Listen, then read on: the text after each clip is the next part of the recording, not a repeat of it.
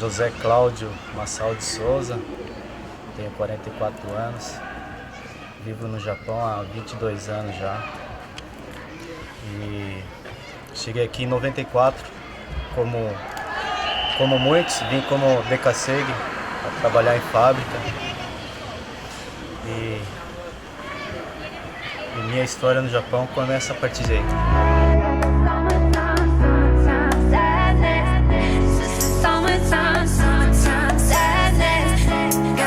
Então, antes de vir para cá em 94, eu já vim tarde, eu já vim com uma idade de 23 anos, né? E minha intenção realmente era trabalhar em fábrica, né? Como muitos vêm para cá com o objetivo de ganhar uma grana, né? Para ter alguma coisa no Brasil. E sempre não deixei o sonho de lado, né? Como eu fiz uma categoria de base no Brasil,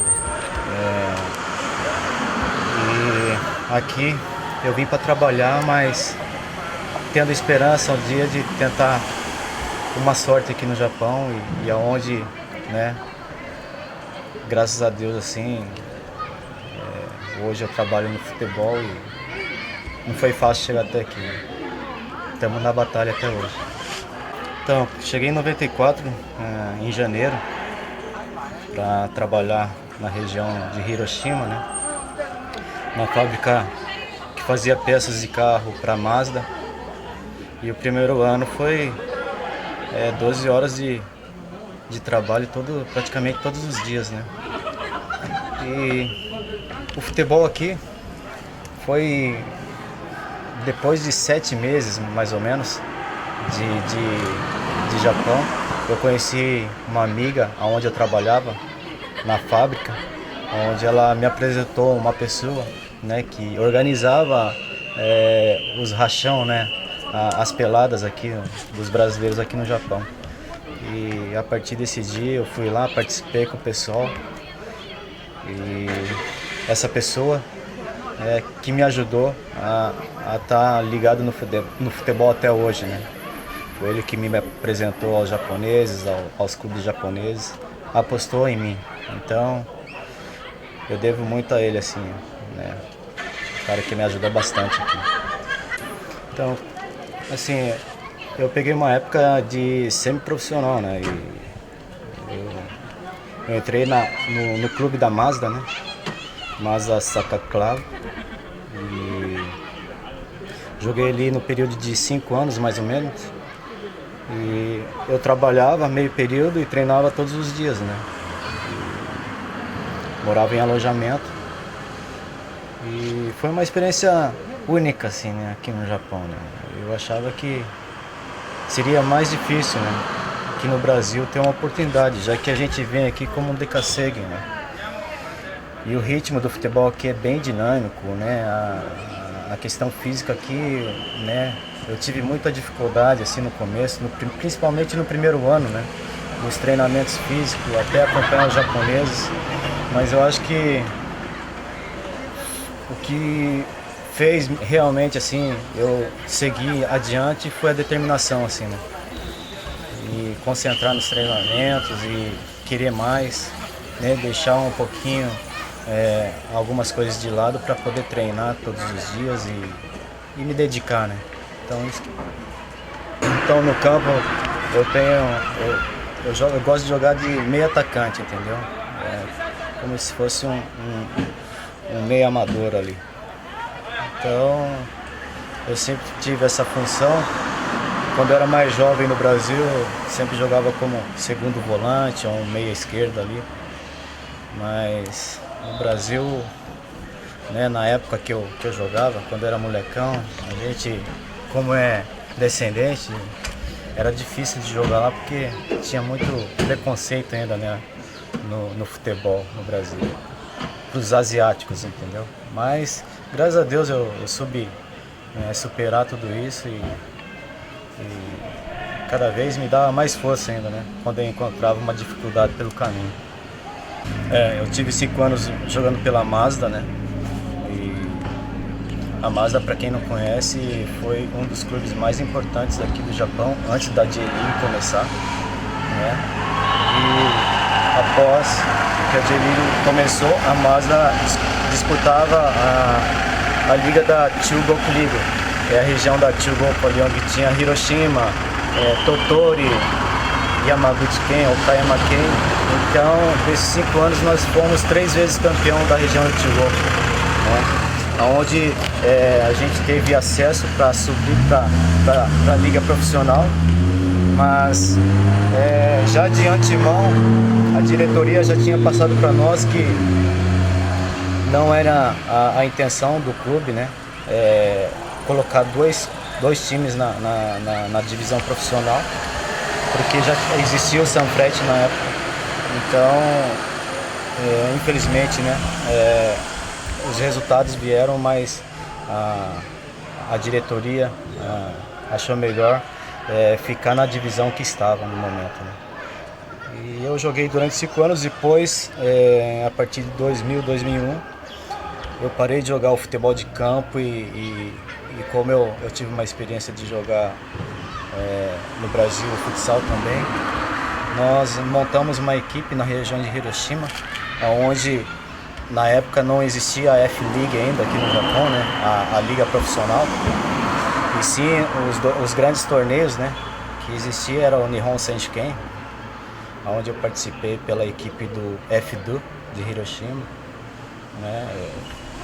Participávamos de torneios como de Kansai, né, Osaka, de Tokai, Nagoya e de Kanto também, né, ia muito para Tóquio, e um desses títulos mais importantes que eu tive aqui foi o da Copa Puma, né, em 2003, onde foi em Kyoto, na cidade de Kyoto, e nós ganhamos lá, buscamos o primeiro título do time e graças a Deus eu conquistei um título ali individual, né, como melhor jogador.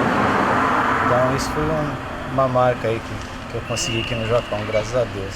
Depois disso, né, do futsal, em 2002 eu tive uma proposta de trabalhar no Sanfrecce, na equipe profissional, mas não como jogador, não como atleta, né. Eles gostariam de alguém que entendesse a língua japonesa e principalmente o futebol, né, que soubesse o palavreado do futebol aqui. Então me fizeram um convite, né, assim, no primeiro instante assim, eu fiquei meio assim, porque o meu grau de Nihongo, de japonês, eu acho que eu não daria conta ali no momento. Então eu só aceitei pelas pessoas que estavam ao meu redor, a família, né, os amigos que apostavam em mim, e também vi que era uma oportunidade, né, de estar entrando no mundo do futebol profissional.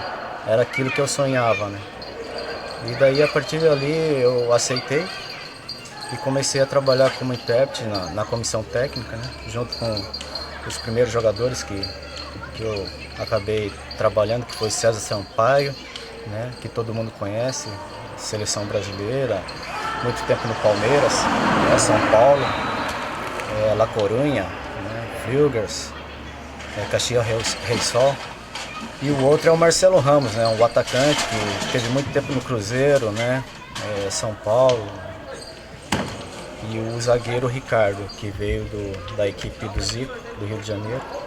E ali foi a minha primeira experiência como intérprete, assim. Então, comecei em 2002 no Hiroshima, né, no Sanfrecce. Além desses jogadores, trabalhei com outros jogadores importantes aqui da liga japonesa, como o Wesley, né, como o Dininho, um zagueiro que saiu do São Caetano para o Palmeiras e veio para cá. E também como outros, né, como o Beto Cachaça, né, todo mundo conhece. Eu trabalhei durante 5 anos no Hiroshima, de 2002 a 2007, né, onde eu tive, assim, uma boa experiência, né, trabalhando no futebol profissional aqui no Japão. E eu só tenho a agradecer, assim, a oportunidade, né, que eu tive.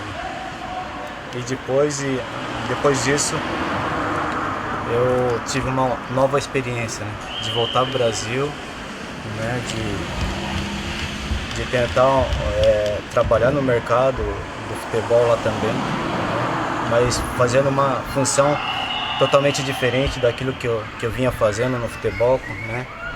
Saí de intérprete para trabalhar como ajudante de gestor, né? De clubes e também cuidar da carreira de jogadores, né? Da empresa aonde eu estava se empregando na época, né? Que um dos diretores seria o César Sampaio, né? O Clebão, o zagueiro que jogou no Palmeiras. E essa empresa, ela era a dona do Clube Rio Claro, né? Onde na época, em 2009, Rio Claro esteve no Campeonato Paulista Série A1, né? Então eu acompanhava toda aquela liga, né? O Paulistão de 2009, a categoria de base, sub-15, 17 e 20. Então a gente sempre tava fazendo ali, né, o suporte ali, né, a assistência, né, pro pessoal. E também nós ajudava a fazer a gestão, né, no clube Mojimirim, onde o Rivaldo era o presidente. Então a gente teve muitos contatos ali, né? E foi muito legal trabalhar junto desses monstros aí, né, da história do futebol brasileiro, né? E para mim foi uma honra assim ter trabalhado com César Sampaio, com o Rivaldo, com o Clebão, porque a partir deles, né, eu acabei conhecendo outras pessoas, né, muito importantes e influentes no futebol brasileiro e mundial, né? Aí já vem uma outra história, né? Não tão boa assim, porque eu trabalhei no Hiroshima até 2007 e 2008 eu tomei uma decisão na minha vida em voltar para o Brasil, porque eu gostaria de continuar no meio do futebol, né? E foi ali que as coisas, né? A família ficou e eu fui sozinho, né? Eu tenho 2 filhas, né? E minhas filhas ficou com a mãe, com a minha ex-esposa hoje, né? E, por sinal, cuidou muito bem delas e cuida até hoje, né? E a gente tem, assim, um bom contato, né? Mas hoje, a partir daquele momento, quando eu fui para o Brasil em 2008, eu me separei para buscar que eu achava que o futebol poderia dar um algo a mais para mim, entendeu? Para mim, dar um algo a mais para minha família. Então eu apostei, né? Eu apostei que aquilo poderia ser algo de bom futuramente para nós. E peguei e fui, mas não tive boas experiências assim, né? Porque eu tive de 2008 a 2011 no Brasil trabalhando nessa empresa. E a experiência que eu tive é de ficar longe da família, longe principalmente dos filhos, acaba que mexendo e muito, né, na nossa cabeça, né, a parte, como eu vou te dizer assim, acaba que a depressão, né, acaba querendo te pegar, né, e não te largar mais. Então eu tive que lidar muito com isso, né, e assim, eu creio muito em Deus e tenho muita fé, né, naquilo que a gente procura, né, buscar e fazer. O que você fazer aqui, você vai buscar, você vai receber lá na frente. Então, eu procurei a religião, né, procurei Deus e orar para buscar um conforto, né, naquele momento, distante das minhas filhas, né. Mas o que foi de bom é que eu não tinha muito tempo para ficar pensando, né, em besteira, né, porque o trabalho me ocupava praticamente o dia todo e todos os dias, né. Eu saía às 6 horas da manhã de casa para voltar à meia-noite, então eu só chegava em casa para dormir, entendeu? Porque o escritório era em São Paulo e, para quem não sabe, eu sou de São Roque, uma cidadezinha ali, Mairink, né? Grudado a São Roque. Saía dali para São Paulo e de São Paulo para Rio Claro, entendeu? Então, só de locomoção ali, eram muitas horas ali, né? E esses 3 anos duraram assim, nessa sequência, né? E dentro desses 3 anos eu vinha visitar minhas filhas, né, uma vez por ano, ficava 20 dias aqui com elas. E na verdade eu fiz o papel inverso, né, da maioria aqui do Japão, né? Então essa experiência aí em relação familiar mexeu muito comigo. Então, assim, eu prefiro não tocar muito no assunto, eu prefiro tocar mais nas coisas boas, né? Entendeu? Eu prefiro compartilhar as coisas boas. Vamos deixar de lado o sofrimento, né? Que isso ficou para trás e agora eu pretendo só buscar a vitória, né? Então, 2011, a gente fala que só quer falar de alegria, mas não tem jeito, né? A gente tem muitas as experiências não são tão felizes assim, tão alegres assim, né? Infelizmente, mais experiências ruins do que boas. Então, em 2011, essa empresa aqui, os diretores eram o César Sampaio e o Clebão, veio a falir, né? E é onde, justo no momento que eu estava apostando todas as fichas, né? Onde eu comprei um carro zero, onde que eu aluguei um apartamento, imobiliei todo ele. E fora isso eu fazia um serviço terceirizado para a empresa onde eu trabalhava, que nós filmávamos os jogos da base do Sub-15, Sub-17, 20 e o profissional, e nós editávamos, né, os melhores momentos de cada jogador da empresa e do clube. E ficou algum tempo, né, essa dívida aí com a empresa. E justamente um mês depois que eu comprei o carro, eles me mandaram embora, né? Eu me vi desempregado, né? E no fundo do poço. Daí o desespero bateu e eu não soube, assim, ver uma luz lá no fundo, né? Na frente, o que fazer naquele momento. Então eu só pensei em orar, pedir a Deus, né, um caminho, uma luz. E graças a Deus, assim, ele me deu uma luz que depois que saí da empresa, pela experiência que eu tive, né, de 5 anos de trabalhar numa equipe profissional no Japão, e com esses 3 anos lá no Brasil, eu fiz muito contatos, né? Tanto contatos com jogadores lá, como, né, diretores e treinadores aqui do Japão. E eu aproveitei esses contatos, né, essa experiência, e comecei a trabalhar no ramo que eu estava trabalhando no Brasil, né? Eu indicava jogadores brasileiros para a equipe japonesa aqui. Foi aí que deu certo, né? Que encaixou. Então, o primeiro jogador, o nome dele é Thiago Honório. Ele trabalhou comigo no Hiroshima em 2004. Ele ficou 1 ano no clube, porém não conseguiu jogar, jogou o máximo um jogo pelas contusões que ele teve durante o ano todo, entendeu? Mas ele se mostrava um jogador excelente, até porque essa oportunidade em 2011, quem deu a ele foi um ex-treinador dele que trabalhava junto com a gente no Hiroshima, né? E a equipe que ele tinha ido em 2011 foi uma equipe da 2ª divisão do Japão, a Jetsu, né, que foi o time do Okayama Faziano. Então, na época, o treinador lá era esse treinador nosso que trabalhava com a gente lá no Hiroshima. E quando eu falei o nome do Thiago, ele se interessou, né, de imediato assim, e pediu para que ele viesse, né, para poder fazer uma avaliação, né, para ver como é que ele estava fisicamente.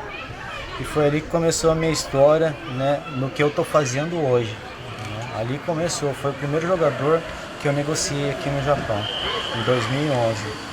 Né, eu trouxe ele, nós viemos de viagem do Brasil para cá, né? Ele veio fazer um período de avaliação, que eram 2 semanas, mas graças a Deus, na primeira semana ele foi avaliado e foi, né, aprovado na avaliação. e nós conseguimos ali fechar um contrato de 2 anos com ele. E a partir de ali que começa a história minha como um agente de futebol. Trouxe esse jogador em 2011, nós fizemos 2 anos de contrato, né? E eu me vi naquela profissão agora, a partir daquele momento, né? Então, a partir de ali eu comecei a investir em mim mesmo, né?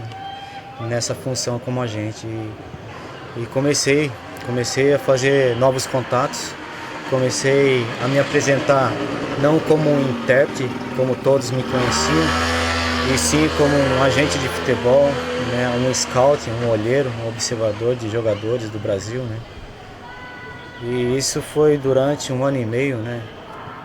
E até hoje, né, a gente tenta passar o que a gente vem fazendo hoje, né? Que é trabalhar como agente de jogador aqui. Não foi só difícil no começo, como até hoje, né? É difícil, né? Trabalhar como agente de futebol aqui, não só aqui no Japão, como em todos os lugares, né? Eu acho que todos que conhecem o futebol sabem como é que é o mercado de agente de futebol, né? É muita promessa, né? E poucas verdades, né, que acontecem no futebol. Então, o meu estilo de trabalhar, eu prefiro não prometer, né? Eu prefiro deixar uma possível situação que possa acontecer. E eu sempre tento passar uma transparência para os jogadores e para os clubes onde eu trabalho. Eu não tenho em mente assim quantos jogadores até hoje eu coloquei no mercado aqui, mas se eu falar dos nomes eu vou lembrar. O primeiro foi o Thiago, né, o Honório. Esse Thiago Honório, ele tem uma história muito grande, né, na China, onde ele jogou durante 8 anos no mercado chinês, no futebol chinês, e a gente está no ano 2016 e até hoje ele é o jogador que fez mais gols na liga chinesa de dos estrangeiros, né? Ele é o artilheiro na China até hoje, nesse período que ele jogou lá, durante 8 anos. Então ainda ninguém bateu o recorde dele. Então, para mim, assim, é um orgulho imenso, assim, né? Ter trabalhado com um nível de jogador desse, né? E fora o Thiago, depois do Thiago, eu trabalhei no Gifu, né? Eu trouxe o Danilo, um jogador atacante, né? Que jogava no Red Bull, jogava no Luverdense, né? Depois ali eu trouxe mais 3 jogadores para o Tottori, né? Inclusive um era da seleção brasileira, o Rafael Fefo, que teve no Corinthians também. Trouxe o Reinaldo, um volante, trouxe o Bruno, atacante, né? Eu sei que ninguém vai conhecer eu falando os nomes aqui, mas eu estou só lembrando aqueles que eu trabalhei e consegui empregar aqui no Japão, né? E depois desses daí eu trouxe o Rodrigo Mancha, que é um nome assim que quem acompanha o futebol sabe quem é o jogador, né? O jogador que hoje está no Sport de Recife. E depois do Rodrigo Mancha, eu consegui trazer o Daniel que já teve passagem por outros clubes aqui no Japão, Kofu, Nagoya Grampus, né? E hoje ele está jogando no Oita Trinita. E também trouxe o Paulinho. O Paulinho também, uma grande experiência aqui no mercado japonês. Teve uma passagem no Kyoto, né, no Gamba Osaka. E hoje, né, ele se encontra lá no Oita Trinita junto com o Daniel. E outros mais, né? Teve o Murilo, teve o Evandro, que estava no Oita, um atacante, que hoje ele está jogando no Gifu e está muito bem no Gifu, né? Tem o Felipe Bertolo, que hoje está jogando no Irã, né? E assim, eu estou recordando os nomes, né? Mais ou menos uns 10 jogadores, né, 2011 para cá que eu consegui empregar no mercado japonês aí. Assim, mas a gente está batalhando para ajudar, né? Ajudar a colocar mais nomes aí, mas eu trabalho sempre com jogadores assim que estão no mercado, né? Da série do A e B do brasileiro, entendeu? Então muitas vezes jogadores me procuram, né? Querendo uma ajuda para poder empregá-los aqui, mas o mercado não está tão fácil assim, entendeu? Para poder indicar um jogador aqui hoje, você tem que ter toda a informação detalhada do jogador e ele tem que estar atuando no mercado brasileiro, né? Se o jogador estiver parado hoje, os clubes não se interessam assim. Então é muito complicado. Então nesse período, trabalhando como agente, né, ali em 2011, 2012, até 2013, né, as coisas não estavam assim encaminhando do jeito que a gente gostaria que tivesse, né?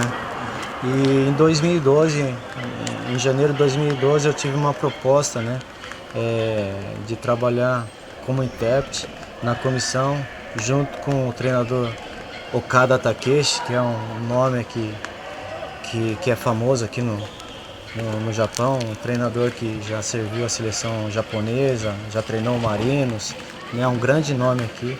O Okada que foi o primeiro técnico japonês que levou o Japão para uma Copa do Mundo, né? Isso. É como se fosse um Luxemburgo aqui na época, né? Então é um nome muito respeitado aqui e eu tenho muito orgulho, né, de ter essa oportunidade de ter trabalhado com ele lá, né, de ter convivido com ele. Foi uma experiência única, né? E isso faz com que agregue muito o meu currículo, né? Então trabalhar não só com o Okada, né? Trabalhei com outros treinadores também que estão ainda, né, trabalhando no mercado japonês. Isso, o treinador do Urawa Reds, o Mihailo Petrovic, né, que é treinador atual hoje do Urawa. Eu consegui trabalhar com ele 1 ano e meio no Hiroshima, né, no primeiro ano que ele esteve no Japão, e mais 6 meses do ano seguinte. E também trabalhei com o Ono Takeshi, né, um outro treinador japonês, aqui no Japão. Lá no Brasil eu trabalhei com outros treinadores também, como Paulinho McLaren, né, como outros, né, como o Agnaldo Liz, né, que foram esses jogadores que hoje são treinadores lá no Brasil. Então foi boas experiências assim, entendeu? Que agregou muito o que eu estou fazendo hoje, né? Que o futebol ele só flui se você ter bons relacionamentos, né? Boas amizades. Se você não tiver isso, é difícil de as coisas encaminhar bem, né? Então, graças a Deus, eu tenho um bom relacionamento e todos me respeitam dessa forma aí que eu respeito todos, né?